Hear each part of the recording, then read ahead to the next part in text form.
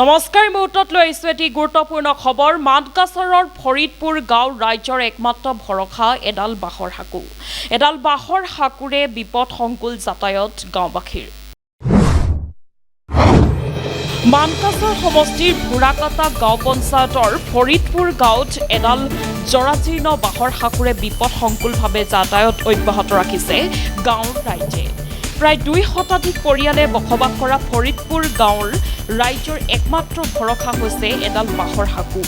এডাল বাঁহেৰে ৰাইজে নিৰ্মাণ কৰা সাঁকোডালৰ ওপৰেদি প্ৰতিদিনে কালু নদী পাৰাপাৰ হৈছে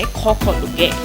নদীখনৰ ওপৰেদি এনেদৰে পাৰাপাৰ হোৱাৰ সময়তে দুৰ্ঘটনা হোৱাৰো উদাহৰণ আছে গাঁওখনত যাতায়াত ব্যৱস্থা নথকাৰ বাবে বছৰ বছৰ ধৰি চৰকাৰৰ বিভিন্ন অভিলাষী আঁচনিৰ পৰা বঞ্চিত হ'বলগীয়া হৈছে গাঁওবাসীয়ে এখন দলং নিৰ্মাণৰ বাবে বাৰম্বাৰ প্ৰশাসন তথা স্থানীয় জনপ্ৰতিনিধিক নিবেদন কৰি আহিছে যদিও কোনো গুৰুত্ব প্ৰদান কৰা নাই প্ৰশাসন তথা জনপ্ৰতিনিধিয়ে অতি শীঘ্ৰে এখন দলং নিৰ্মাণ কৰি দিবলৈ আহ্বান গাঁওবাসীৰ অন্যথা ভোট বৰ্জনৰ হুংকাৰ দিছে গাঁওবাসীয়ে আমালোকে ইয়াতে যাতায়াতৰ অসুবিধা বহুত মানে বেয়া কাৰণ এই বাঁহৰ সাঁকোটো দি পাৰ হ'ব লাগে বাঁহৰ সাঁকোটো এইটোই মোৰ মূল পথ 350 মানুহ ইয়াতে বসবাস কৰোঁ এইটোই মোৰ মূল ৰাস্তা ভুৰাকাটা গাঁও পঞ্চায়ত উৰাৰবুই ফৰিদপুৰ গাঁও সাংসদ বদৰুদ্দিন আজমল সাহেব যেতিয়া ভোট আহে তেতিয়া আমালোকে আশ্বাস দিয়ে যে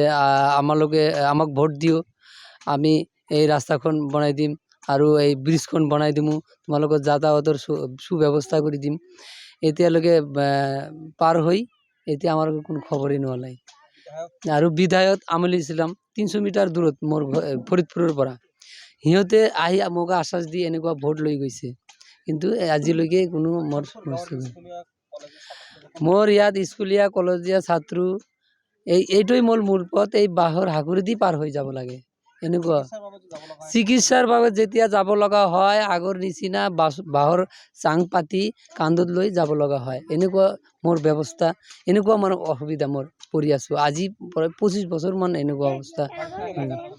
বাৰিষা বাৰলে বহুত অসুবিধা মোৰ যাব নোৱাৰা হ'ল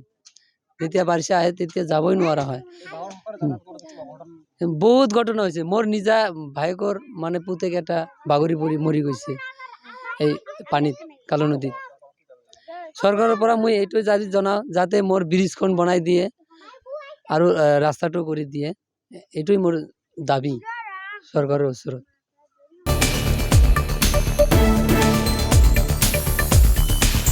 হাথিমাৰীৰ পৰা আব্দুল আৱাল আহমেদৰ ৰিপৰ্ট সংবাদ লহৰ।